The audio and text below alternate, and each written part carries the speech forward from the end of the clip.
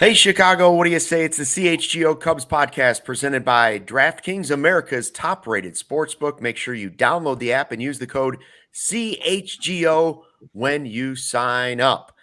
It's a Monday, and it is free agency getting ready to begin as the offseason's underway. Luke Stuckmeyer, Cody Delmendo, and Ryan Herrera. Lots to talk about. I mean, there's tons going on. We've got players opting out. We have teams picking up options on players today. We have the GM meetings getting ready to start in Las Vegas on Tuesday. So the work is about to begin, and we'll get deep and heavy into that throughout the podcast.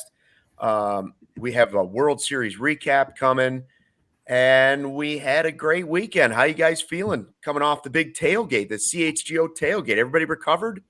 Oh, yeah.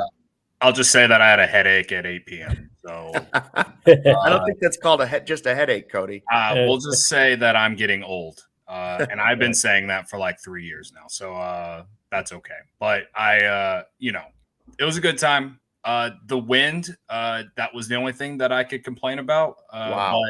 But man, kudos to all of us who stuck it out because man, the sun being blocked by the tall building and then the wind added, it felt like we were there in mid-December and brutal. We were battling we were, for morale purposes only. We were battling the weather a little bit.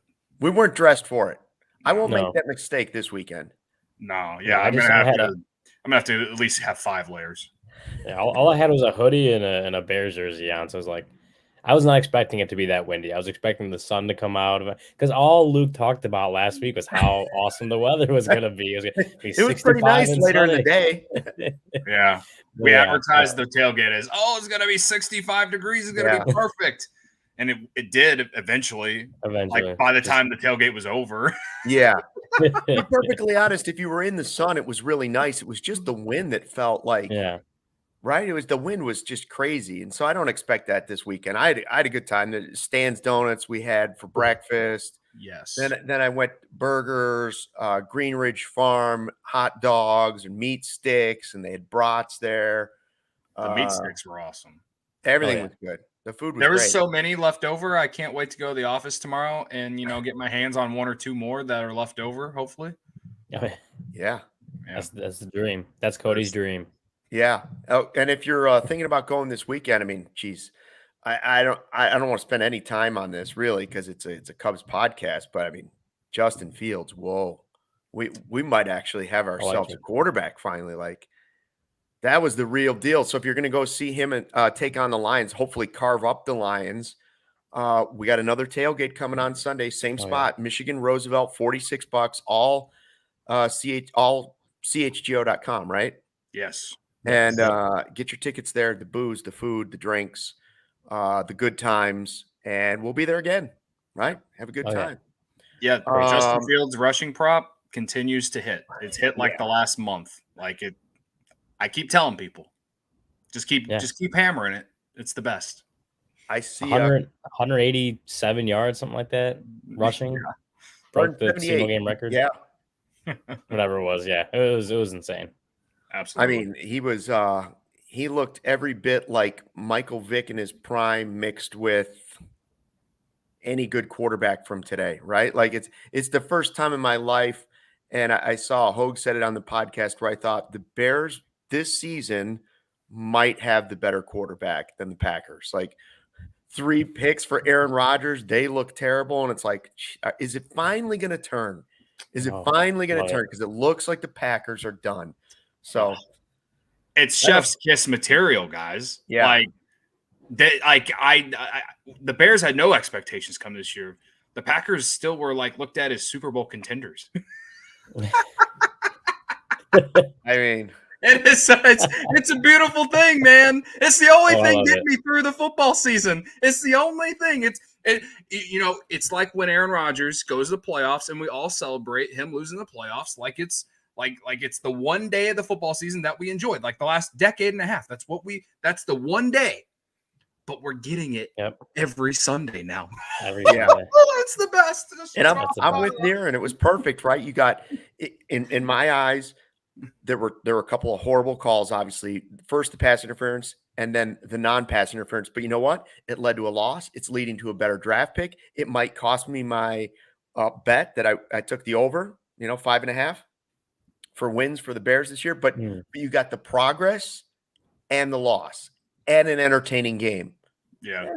I can handle that. I'd like to take the Packers. It's kind of like where the Cubs were at this year, right? It was all about the progress. The losses didn't matter in the end as much as like the 10-game losing streak or whatever it was was hard to get through. It was all about the progress. It was all about seeing the guys you want to develop. And, Keegan Thompson, Justin Steele, those guys did. They did what they were supposed to. Nico Horner. Now you're kind of seeing it on the football field. The baby Bears and the, grown-up Bears. Yep. They're all doing it. And yes, Aaron, I will celebrate the Packers and Cardinals losing even though they own us. I will do it. You know why? Because that's what being a fan is all about. I do not tell you how to fan. Don't tell me how to fan. We don't tell anyone in the chat how to fan. We never have. What was Luke's thing like months ago? Don't tell me how to cub. I won't tell you how to cub. Exactly. Cub how you want to cub, something like that. However you want to cub. Speaking of the Cubs, I see Dubs is in there talking about the comment from Dusty Baker and the possible Contreras trade. We will get to that in a little bit, but I mean, we'll get to that in a few minutes. It is interesting, and just as interesting was watching the end of that World Series. Dusty finally gets one. The first thing I thought of when it ended was they were all piling on Dusty in that dugout, and I thought the toothpick's going to go through he's going to choke on the toothpick. Like this is it. There were too many guys on top of him. He couldn't control the toothpick, and somehow he pulled it off. And now in my eyes, he should ride off into the sunset. Walk away. Just mic drop, leave it. Yeah, David Ross style. Come back in that's what I would do. Your manager. Yeah. Go ahead, Ryan.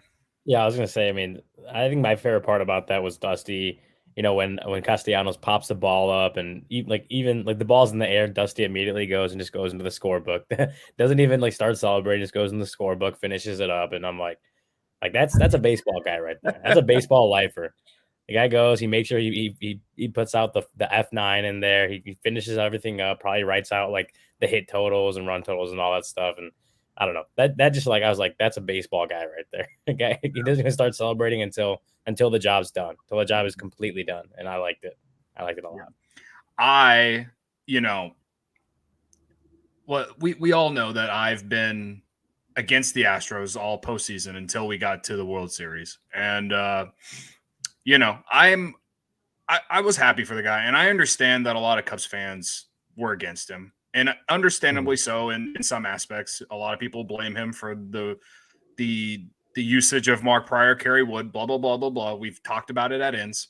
The fact that I think if you go back, he kind of did blame Bartman for the whole thing instead of Alex Gonzalez.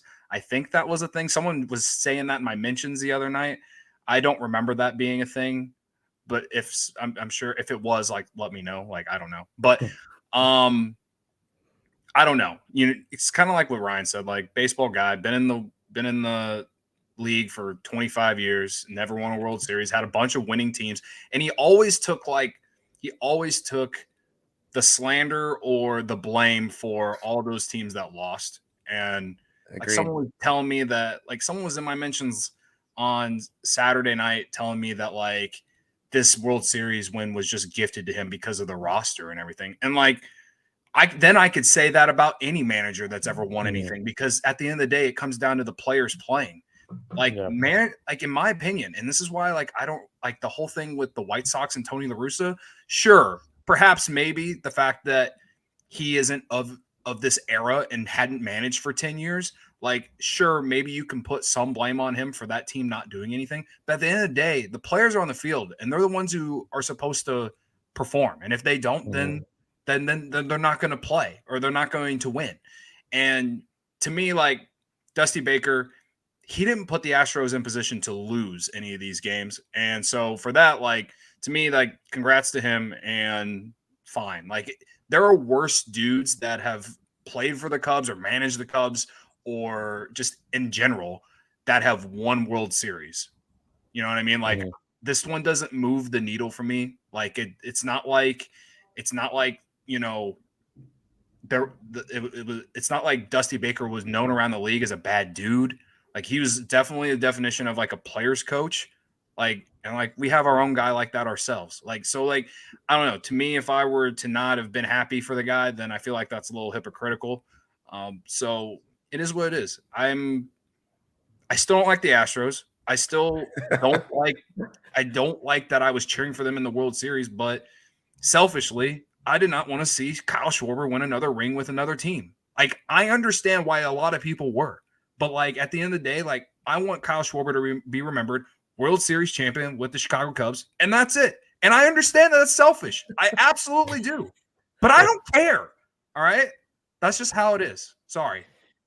No, I also want to say, like, it's so funny. Like you mentioned just how long Dusty has been in baseball, like as a player and as a manager. I think he did win one World Series as a player, but it's been like 30 something years that he didn't win as a manager. But like he played with Hank Aaron. I think he was on deck when Hank Aaron broke the baseball record. Like he invented the high five, if you knew about that. Like he has so many awesome stories, and he's been in baseball for so long that this was it. This was the missing piece for anyone that tried to say he wasn't going to be a Hall of Famer. Like that, there's no argument against it anymore, like at all. Like he did it. And I don't know why it's popped in my head, but it's like when you think back or when you think about how much the Astros were truly did it for Dusty, right? You look at 2016, nothing against Joe, but Joe didn't get mobbed by everyone in the dugout when the Cubs won the World Series. Dusty Baker literally had a crowd of people jumping on him when the Astros won on Saturday. And so, I mean, that just tells me just how much these guys really cared about Dusty and cared about winning one for Dusty. Like especially after last year, making it there, then losing to the Braves, and managing to get back again this year after losing, Carlos Correa and going through all that stuff. But, doing it for Dusty, I mean, we know that they've talked about how important it was to them, and you could really see it when it finally happened. I see. Yeah, I was happy for him. He was always super nice to me when I was covering the Cubs a lot back then, and he was always nice, always had time, no matter what the question was, if he was busy. And it's funny because back then, I thought he was really old back then. Like he it was like talking to your grandfather. He was an older guy, but still trying to play the part with the sweatbands and the toothpick, the batting gloves sometimes, but always a nice guy. And even when he came back, whether it was the Reds, the Nationals, it didn't matter. He was always kind of first class. And I know personally, it seemed like he felt that he kind of was made a scapegoat here for that team a little bit. And I think that's pretty fair in some ways. Like I'm not saying he didn't have a role maybe in some of the things that went on, but he took more blame than he certainly deserved. And he showed, he was the right guy for this mix who was trying to rebound from one of the worst scandals in baseball history after cheating in the World Series. And that's the guy that they went to. So I'm happy for him. I hope another thing too. Like I think it's a big deal that he took that team. Like he even wanted to be the manager for that team after that scandal, because to this day, it was the world versus the Astros, right? Like no one wanted to see the Astros win, but they won. And he was front and center, ready to protect his guys after the scandal. And I don't know, it's kind of like everything that I've said about Correa and why I kind of like him in terms of how he could be a really good leader for the Cubs if the Cubs were to get him. That guy stood up and still stood up for all his teammates and stuff during that shit. And that's kind of what Dusty Baker is doing. And that's why he's a full-on players coach. And that's something that at the very least I respect. And that's just not an easy job for someone to even want to even go into, let alone want to have, you know what I mean? At 73. By the way, Brian G saying Luke calling someone old. Dusty Baker's age to my age is almost the same as my age is to Ryan's age. Yeah, that's true. How about that? That's that's really the difference. Yeah. So Ryan, in 20 some years, if I ever win the World Series, you'll be like, I worked with that old man one time, and he seemed old then. To me, at least, yeah. You mentioned Schwarber. Let's get to the who you got World Series winner. Cody won the regular season. then it's debatable who won the early season rounds of Steven already picked me. Here we Steven go. already picked me in the early season Now round it's one. possible after all his bitching and moaning that Ryan finally may have won something. But let's just take a look at the teams that we had put together. We had to pick 4 players. There didn't have to be any kind of Cubs connection. You didn't have to pick a pitcher if you didn't want to. It was strictly 4 players. I had the first pick in this snake draft, and I went with Schwarber. And I'll be honest with you, when Schwarber hit that home run in Game 6, I thought this was going 7. You guys were heavy on the Astros in this, and I was thinking Phillies maybe in 7. Realistically, I went all Phillies players because you guys were so heavy on Astros players. Nola didn't have a great series. Hoskins, Castellanos' mom is sticking up for him. I really had Schwarber, right? Yeah. I would 3 say homers, though. 3 homers. He showed up. He continued to be what he is in the postseason. Especially in the World Series. Like the World Series Kyle Schwarber is a different animal. Yeah. I'll give you that. Beast. Absolutely. So, I mean, then Ryan's team, I wouldn't say Bryce Harper wasn't better than Schwarber, but you do have the World Series MVP in Pena. And I will say, man, I didn't know as much about that guy. You watch him in the playoffs and in this World Series.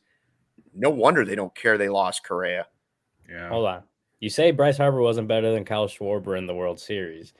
Bryce Harper, if you go on Baseball Reference, championship win probability added for offensive player, Bryce Harper's was better than Kyle Schwarber's.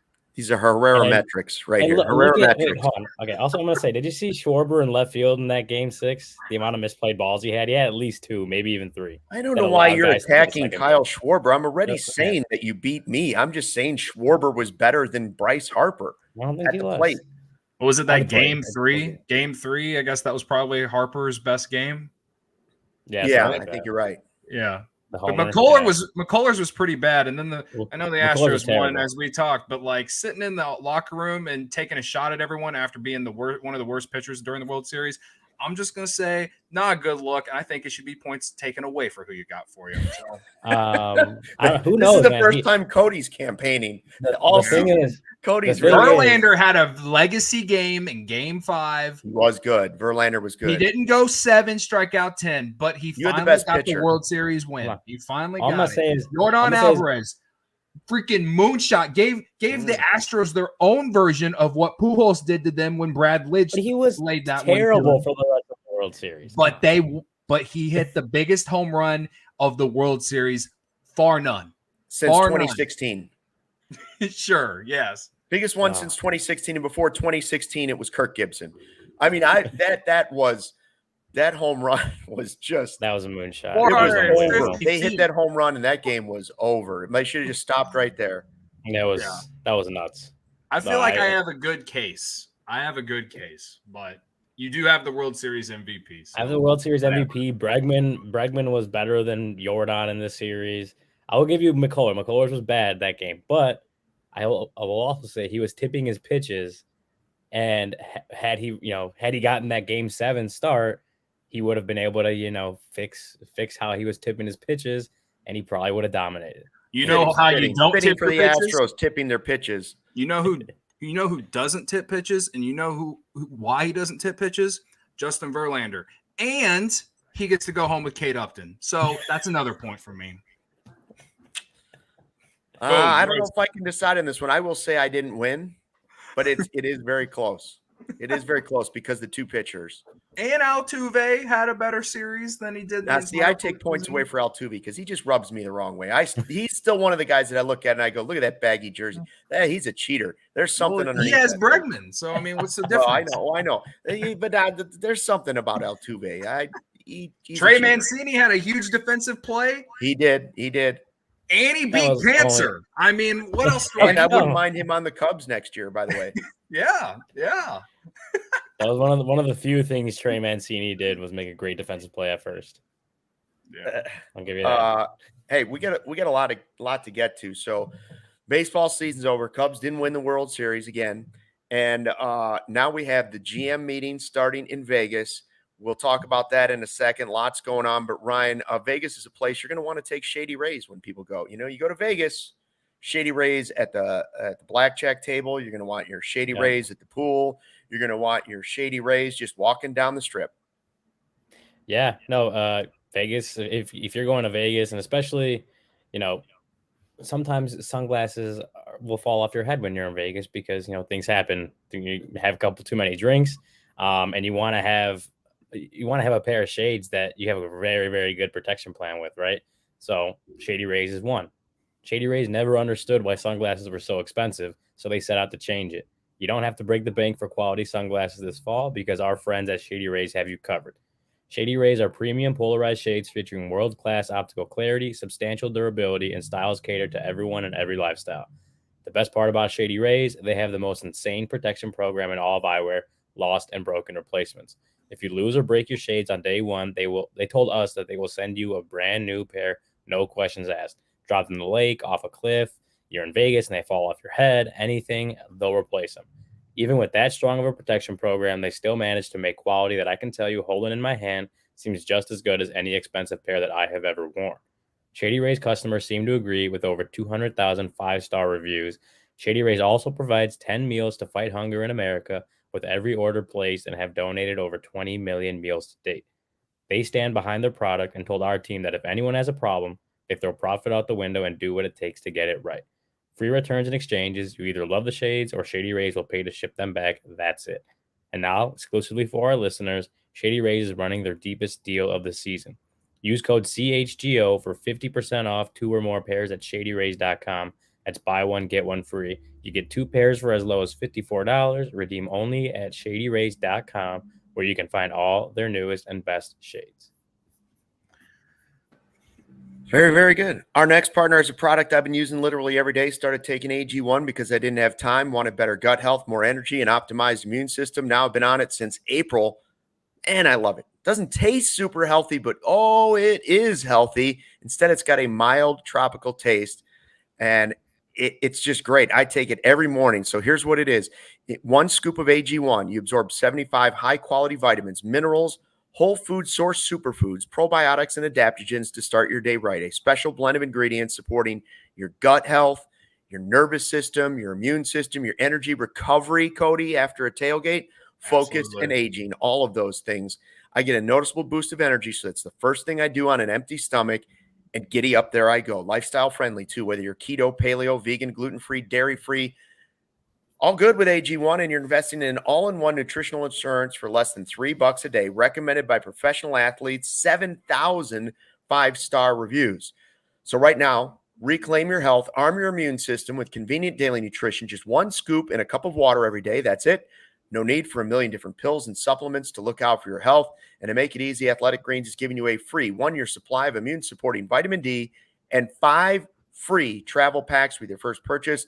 All you have to do is visit athleticgreens.com/CHGO Cubs. Again, athleticgreens.com/CHGO Cubs. Take ownership over your health and pick up the ultimate daily nutritional insurance. I will say also, I feel good after the tailgate, and we had a chance to meet Ryan's dad and uncle were at the tailgate. Yeah, and on the side, Ryan's dad came over and said, listen, if he gets out of line, you have permission to ground him. So I now have permission to ground Ryan on this podcast if need be. When the slander comes, you lay the hammer down. That's right. Stucky. See, no more trying to steal who you got. Never trying to steal it. I just won, man. I won. That's it. It was good to meet them and have a few laughs. Enjoyed that. Yeah. Let's see. All right, so shall we talk about season officially here? Should we get to the Instagram video real quick? How we're launching ourselves into the off season? Sure. If you're watching on YouTube, this is something I saw come across my feed today. Ejecto seat. Oh my God. Oh my!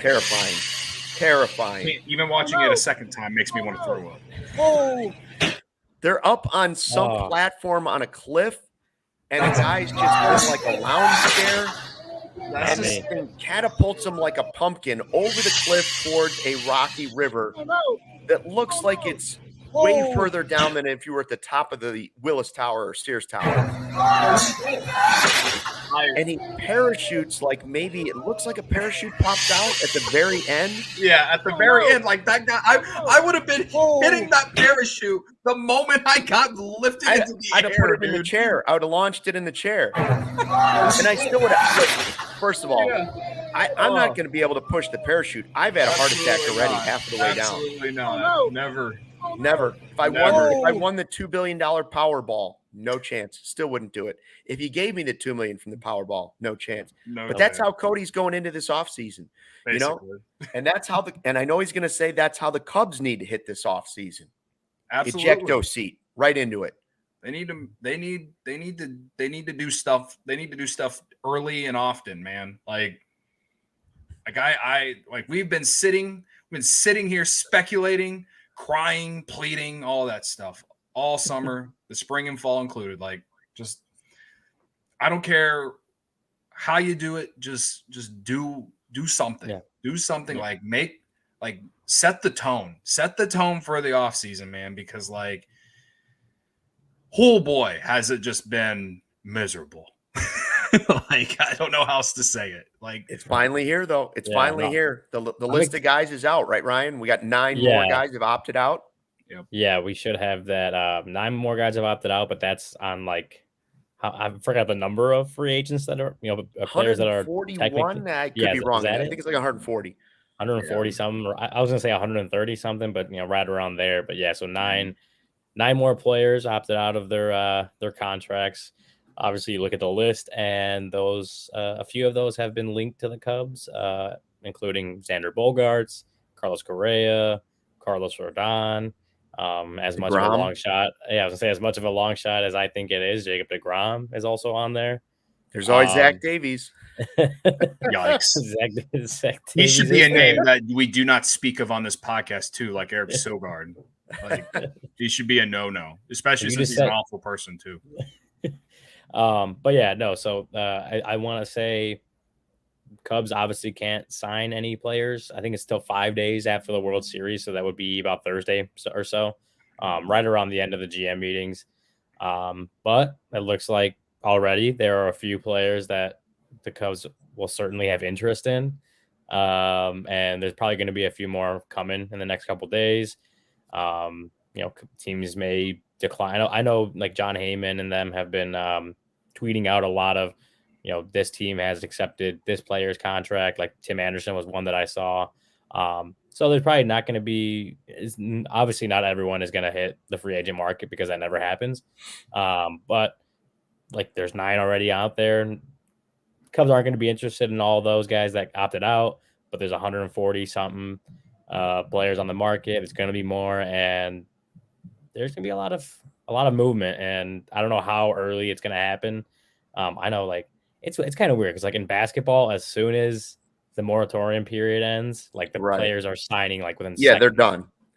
It's over. Baseball takes a large chunk of the offseason for even some of the big names to get going. But I am curious to see kind of where the Cubs start and how quickly they move into the market, because they have holes to fill. And obviously they want to fill it with the best players they can.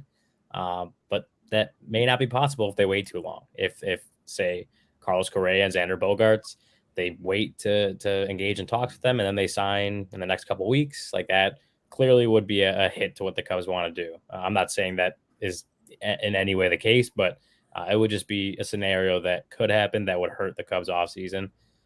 So they do have to, maybe they don't have to launch themselves off a cliff going into the offseason, but they need to get going. And I'm assuming the GM meeting is kind of the launching point from that. And then from there, you can expect them to just get going. I don't know if they'll sign anyone right out the gate, but they'll be getting the talks going pretty quickly. A lot of times the GM meetings lay the groundwork for deals that sometimes come then right before the winter meetings or at the beginning of the winter meetings. They start framing that, and then maybe teams want to go back and look at prospects that might be included in the deal. Ryan Anderson with a great comment in the chat saying last year free agency moved super fast because of the lockout, right? We'll see how it goes this year. I hope that Jed Hoyer got his rest this past weekend and that he's going into Vegas and he doesn't plan on sleeping. He won't be going to the casinos. He's just going to get some work done, because I agree. Like, it'll be interesting when that first domino starts to fall on whether it's one of those shortstops or one of the pitchers. But when the first one happens, then you always wonder how things kind of domino after that. And I would prefer that the Cubs be the one tipping the dominoes than the ones at the end of the domino game looking and going, oh, where am I? Who can we still get? Like, press the action. I'd rather be the guy who moves and making everybody react, as opposed to sitting back and waiting for, what's the term they keep using? Not wise spending. What do they keep saying? Intelligent spending. I want intelligent spending, but in this free agency, I also want them to go all in on something. I don't care if that's a trade for Ohtani, which we will talk a lot about tomorrow with Corey Friedman, or if it's overpaying for somebody like Rodon or DeGrom or Judge or whoever it might be. Like, I just want them to get going and go quickly on at least their first move. Yeah. No, and that's kind of my thing, is like, the earlier the Cubs make a big move, the more that we can at least have an idea of what they're envisioning for next season. Because, like, all we've been doing this entire year since this podcast became CHGO Cubs, like, we've just all been speculating. That is literally what we have done the entire time, because we knew 2022 was basically a wash and at best was going to be a wild card year if everything went absolutely right, and it didn't. So, we're talking about how we're going to get better for next year. We've literally been doing that all year. So, like, to me, it's Jed Hoyer, Carter Hawkins. They gotta do something, man. Like, just to give me some, like, idea of what they're envisioning, because I can sit here, we can talk about how, in the second half of the year, the team really took a big jump in terms of player development, talk about the top 10 farm system they have, all this and that. But at the end of the day, if they really want to be even a wild card team, they got to make significant changes on the roster. They just simply do. And, I'm not saying that Correa should be the first guy they sign, but they need to do something. They need to do something to, fix the roster. And, I think that the Correa thing could, play out longer, because how these front offices work with teams all across the league. Like, he's going to be, a popular commodity. Every team's going to want him, right? Or at least of the teams that are interested in. Like, it's going to come down to who's going to pay him more, and at least that's what the belief is, right? And I don't care how much they have to pay whoever, like, just especially him, like, or Trey Turner. Like, you just got to do what all the rumors have been saying all year. Every big talking head has said that the Cubs are going to be in on one of the top shortstops. I genuinely, at this point, do not care who it is. Just give me one. Just give me one. I don't care who. Michael Kulata asks, do we remember who owns this team? Yeah, we do. But no, I agree. And I'm going to go one further, Cody. Okay. I'm not going to say that they will for sure get one of those shortstops, because it really comes down to what they want to do. Like, money may be the driving force, but if they don't want to come to Chicago, they won't come to Chicago. There'll be other teams that do want them, that they may go to.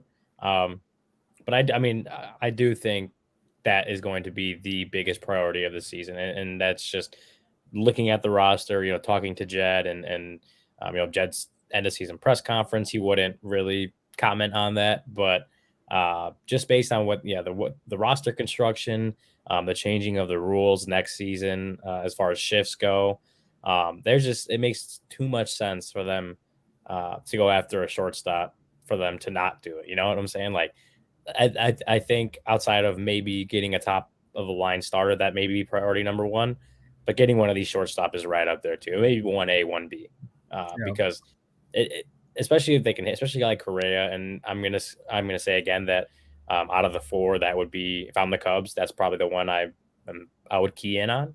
because he's younger. He may cost a little bit more, but I think he is arguably the best hitter on that of that group, and probably has the ability to, if he, when he does need to move off shortstop, he can, and be pretty, especially at third base. I think he can do that. But just overall, I do think the Cubs will be very big players for one of those shortstop. I think they'll get one. I guess we'll have to again remain and see what the players want to do. But I don't know that that's going to come anytime soon. So I'm like, if it ends up being like a big starting pitcher that they sign, hopefully that holds you over for whenever the shortstop signings start coming. I just think that we all just need some sort of sign that the Cubs are going to actually try. I saw it, Cody. I saw it. It was your social media post from today. Was that Instagram? Did you see this, Ryan?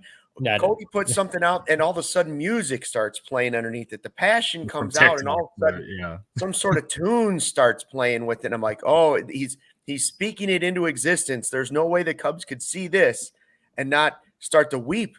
You feel it inside their soul. So I do think it's coming, and I don't care, honestly, if it's, I know the frontline starter thing, but I have come around to the idea of, if the starter is not there for, in this case, intelligent spending, if that guy is not there, then go all in on the bats. I don't care where you improve it at, but you have to make some improvements with a couple of big splashes, not just one. There have to be a couple big splashes this offseason, because again, Wilson Contreras is gone.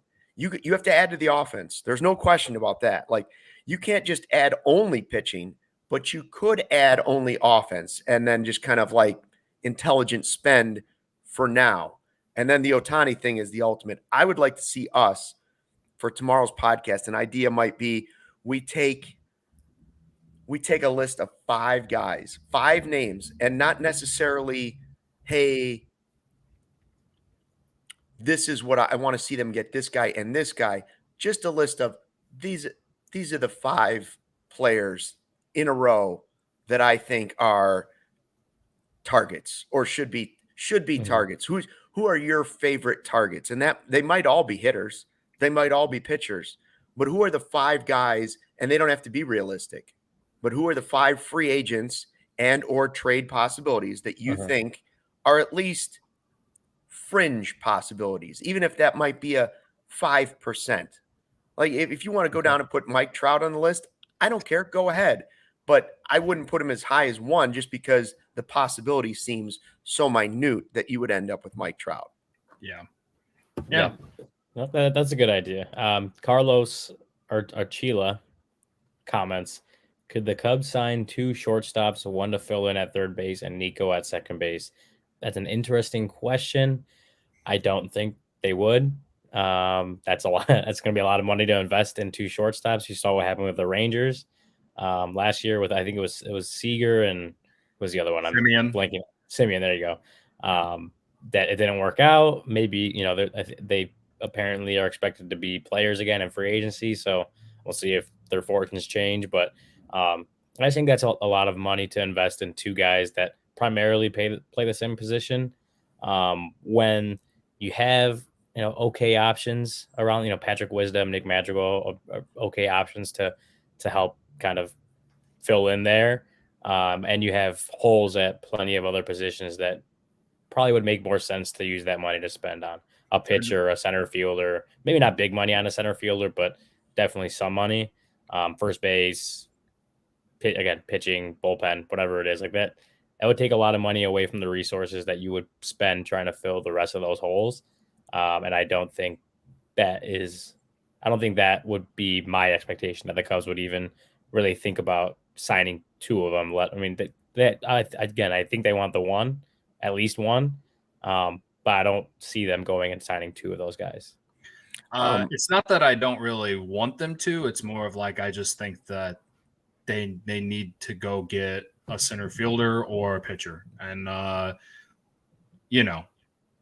you make a good point, Ryan. Like, Wisdom and Madrigal are nice role players, but obviously, and those shortstops that we've been talking about are better than them. And those guys should not be stopping the Cubs from doing that potentially. But again, like when we were talking about Brandon Nimmo last week, I thought like that's a really nice idea for center field. You know, and then we've talked about pitchers all year. I mean, I don't know, like I don't know if Rodon is on the Cubs list, but you know, they need a top end one. They do. They just simply do. And I would rather them spend money all across the board for the needs. Like if you go and sign Correa and Turner, for example, like great, but like you said, yeah, like that's a lot of money invested on your infield, and you still got other holes to fill. And to me, if you got to spend the most money at the biggest holes, and I do think the biggest holes are, you know, one guy on the infield and in center field, and you just can't go into 2023 and bank on Brennan Davis to be a guy. You know what I mean? Like maybe if he was healthy, and if he had been able to come up last year, of course. But yeah, to me, I'm with you. But at the same time, like Patrick Wisdom and Nick Madrigal shouldn't be a reason that you don't consider. No, and that's not what I'm saying. I'm saying is that you have two players who could, you know, aren't going to be superstars but are capable of at least playing, you know, probably average play throughout the year. Whereas you have the bigger hole in center. I'm going to rephrase that. Third and you're trying to shore up another middle infield spot with another high price shortstop. Doesn't fill a hole as much as you could fill one in center field or at the top of the rotation or clearly in the bullpen or even at first base. Those are bigger holes and would be more likely to be addressed than, and it would also be different if they didn't have Nico Horn already, a guy who can play second base at a Gold Glove caliber level.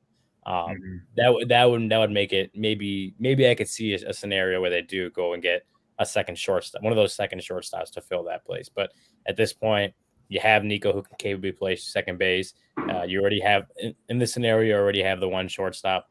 There are bigger holes to fill. That signing, you say, okay, example, you sign Correa, that there's bigger holes to fill that signing Trey Turner wouldn't fill. There's bigger holes at that point that would need to be addressed first, in my opinion.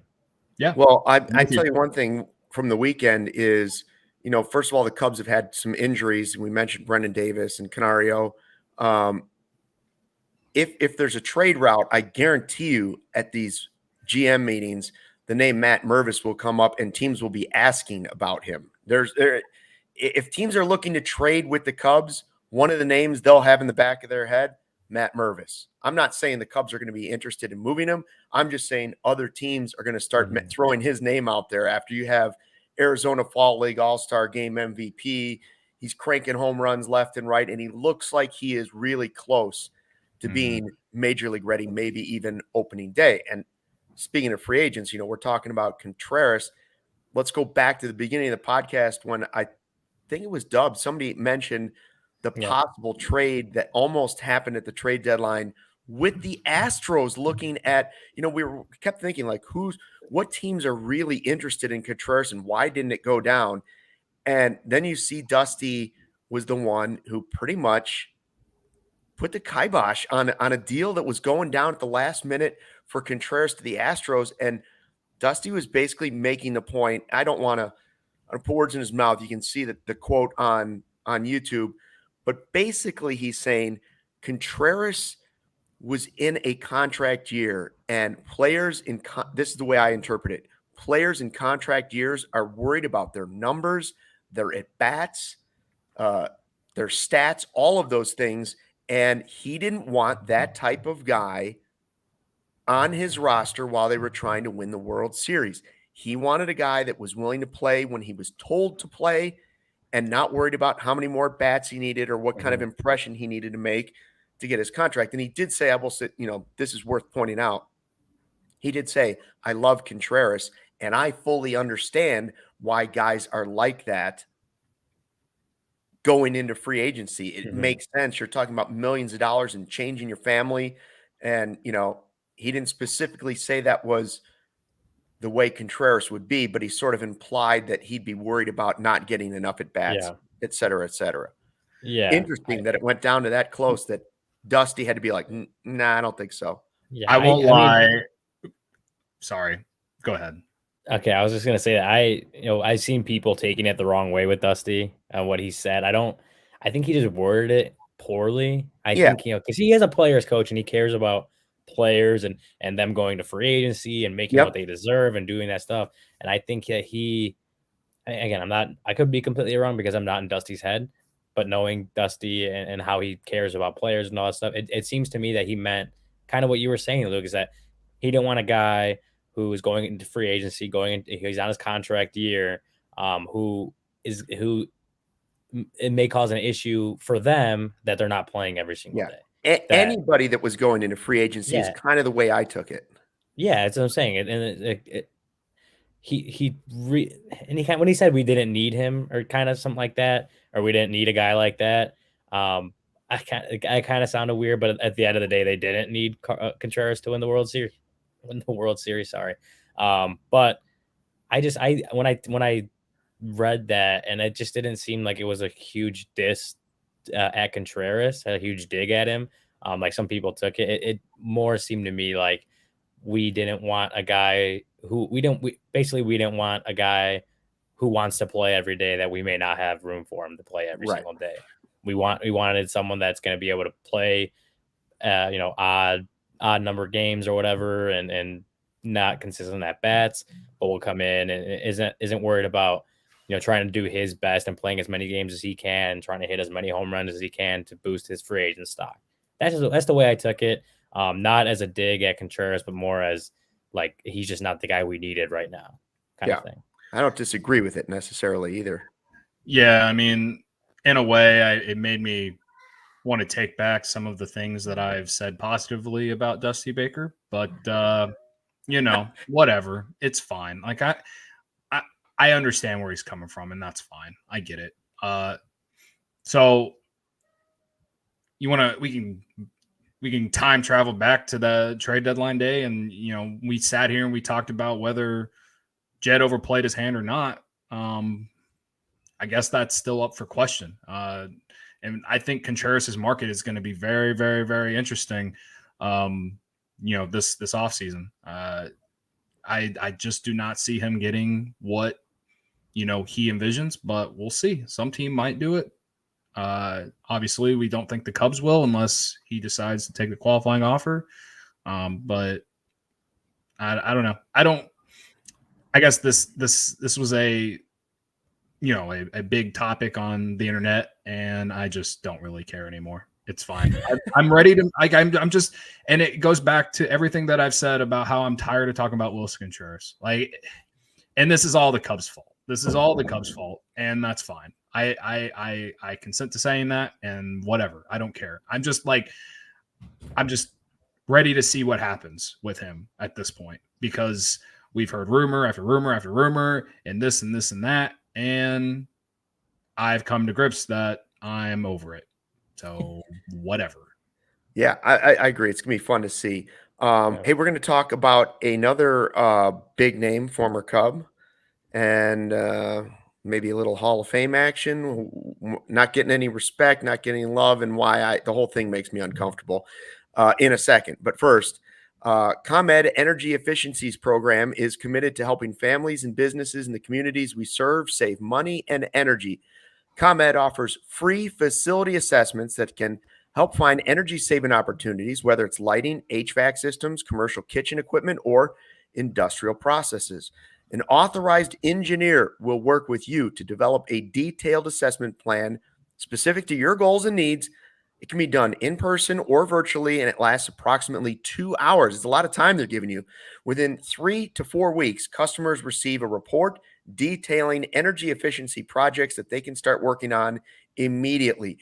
Each recommendation will include estimated energy savings, cost savings, projected cost, potential incentives, and simple payback. So don't wait. Get started saving money and energy today.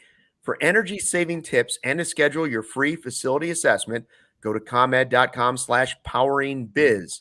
That's ComEd.com/poweringbiz. And if you're ready to sign up for a facility assessment, call them at 1-855-433-2700 during normal business hours to speak with a ComEd Energy Efficiency Program representative. Or you can email businessee@comed.com and request an assessment online on their website, which is comed.com/facility assessment. Do it. It's getting cold. Your energy bill is going to be going up. Yep. Find ways to cut it before it happens. You're gonna need all that electricity because you're gonna be inside all winter and you're gonna be riding on DraftKings, sweating NBA, NFL, college basketball, college football bets from 11 a.m. until you go to sleep, like I do. I do not have a problem. I'm just saying that is what I do. And NBA fans, the wait is over. Basketball is back, so tip off the season with DraftKings Sportsbook, an official sports betting partner of the NBA. New customers can make any $5 NBA moneyline bet and get $200 in free bets if your team wins. Check this out. In addition to the usual bets, everyone can boost their winnings up to 100% with DraftKings stepped-up same-game parlays. Go to DraftKings Sportsbook app, opt in, and place a stepped-up same-game parlay today with bigger payouts. Or with payouts bigger than ever, DraftKings Sportsbook is where to go to bet on the NBA. Download the DraftKings Sportsbook app now and use promo code CHGO. Make any $5 bet this week and get $200 in free bets if your team wins. Only at DraftKings Sportsbook with promo code CHGO. Minimum age and eligibility restrictions apply. See show notes for details in the YouTube link description or in the podcast information box, whatever you want to call it. And with that said, I have already won a college basketball bet today, and it feels so good. It's back, baby. Shout out to Mississippi Valley State and Baylor for hitting the no doubt about that. At 11 a.m. Yeah. At 11 a.m., baby.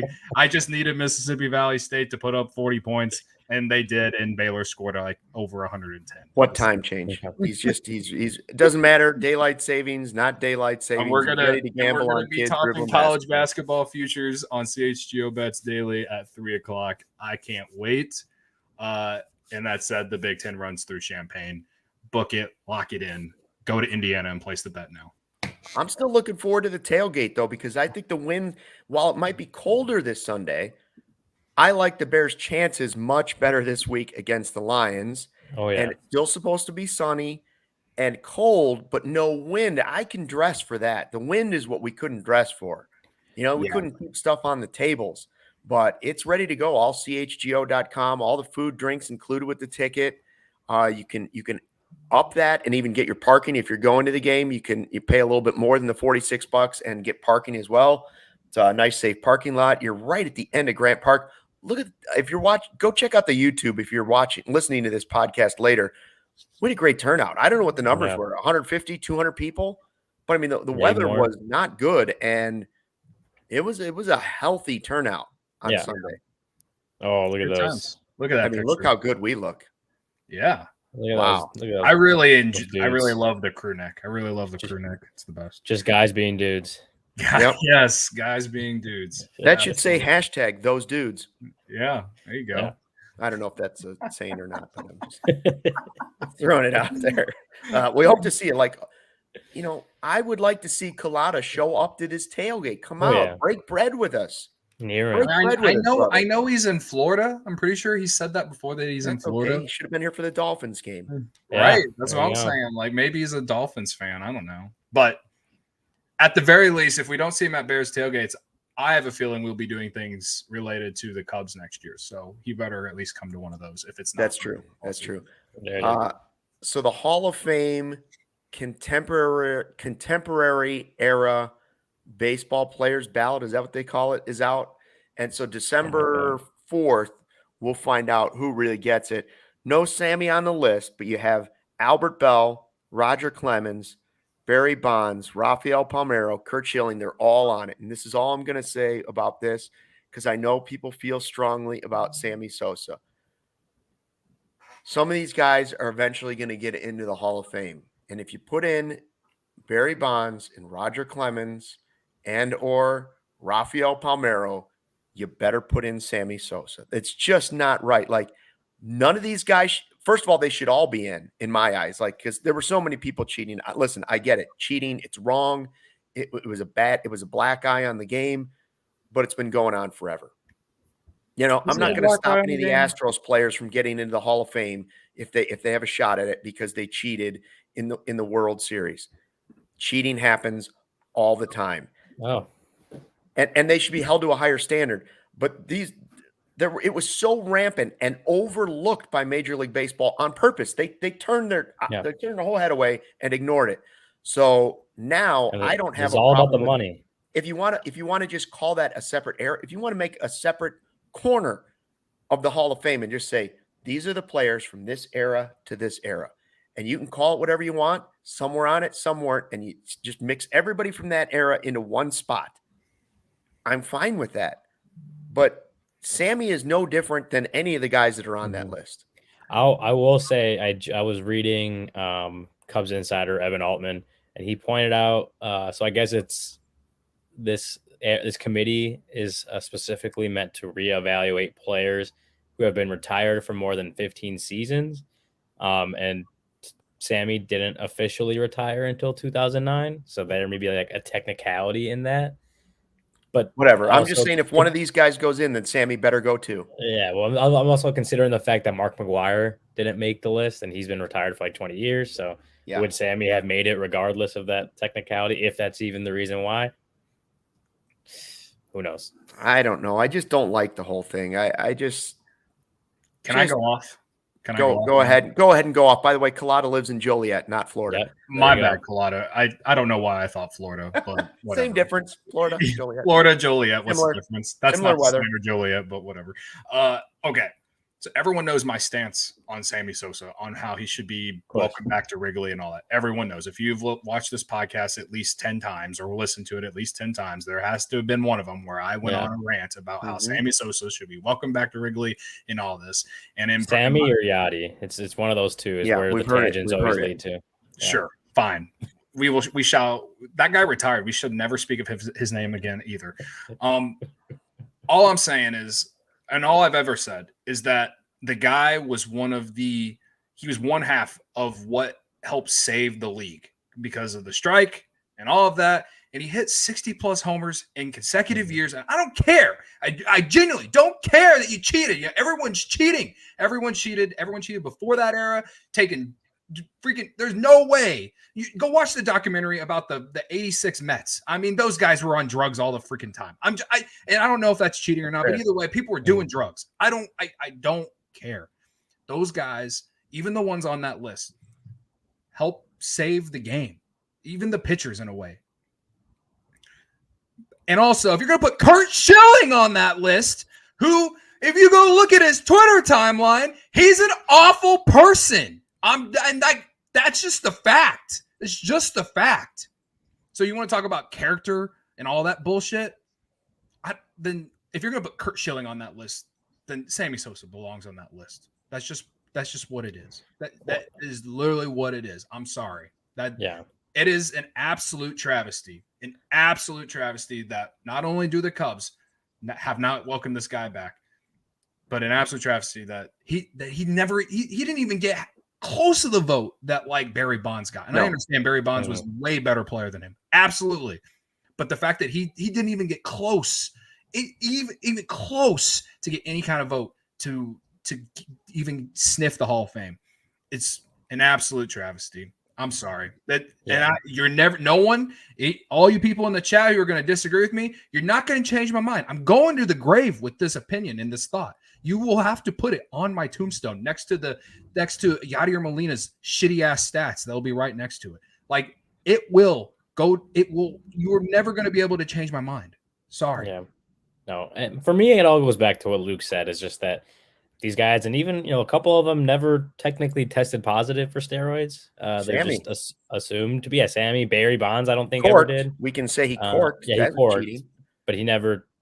The whole steroids thing never technically tested positive. People just assume that he was.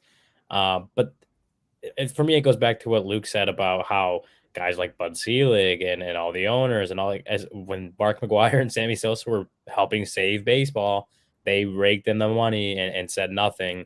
And then when the scandal broke out, they scapegoated them. And now a lot of those guys are in the Hall of Fame. Bud Selig is in the Hall of Fame. even though he had a huge hand in turning the blind eye to all that stuff that was going on. Like, there's no way that they didn't know what was happening in their league. And guys who have been attached to steroids are in the Hall of Fame.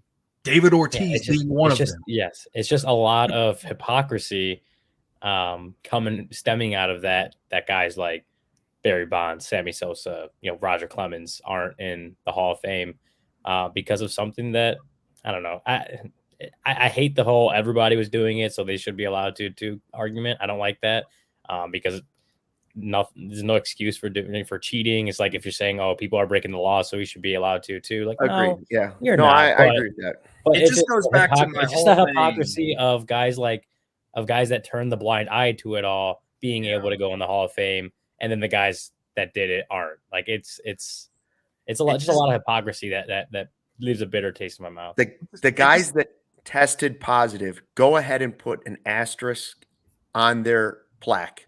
Put them in a special section. I don't care. If you want to put proven cheaters from different eras in one section and call it the Hall of Shame in the Hall of Fame, I don't care what you should, but it just, I don't know. It doesn't make sense to me. I don't have any more to say about it than that. It just goes back to everything that I've said about the Hall of Fame. And it's that they just continuously find ways to discredit themselves. Like the people who run it, they claim to hold themselves to such a high standard. But then they actually put some guys that are in the Hall of Fame. So I don't understand. Do I hold? Listen, we're not idiots. Do I hold Ryan Sandberg higher than I hold Sammy Sosa? Yes, because I know Rhino didn't cheat and Sammy did. But that doesn't mean I think Sammy doesn't deserve to be in the Hall of Fame, because it's, in my eyes, representative of the greatest players in baseball. And some of them were cheating, some of them were not cheating. Pete Rose bet on baseball. I don't care. Put him in the Hall of Fame. Yeah. I want to see plaques and photos of the best players that ever played the game. I'm not saying that has to be the best people. And I know that is part of what the Hall of Fame believes in. I don't personally believe in that. I don't need a hall of good guys. I need a hall of great players. Oh, I'm sure some of those guys before black people were allowed to even play in the league, I'm sure they were just great dudes, Luke. I'm sure they were. Now we've added a whole nother podcast. Yeah, Cody. Luke, I'm glad you mentioned Pete Rose real quickly. I'm glad you mentioned Pete Rose because like Wrigley Field is building a freaking sports book connected to it at this point. Like, when are we going to get over the fact that Pete Rose never actually didn't throw a game for money? He just bet on games that he played in or managed. Right? It was one of the two. Yeah. Maybe both. Like, when are we going to get over that? And the Reds. The Reds are building a sports book outside their park, ironically. So just get over it. All right. So tomorrow, Corey Friedman joins us on the podcast. We're going to talk about Shohei Ohtani, possible deals. The Athletics throwing some scenarios out for each team that might. We're going to talk about their scenario. We'll create some of our own scenarios.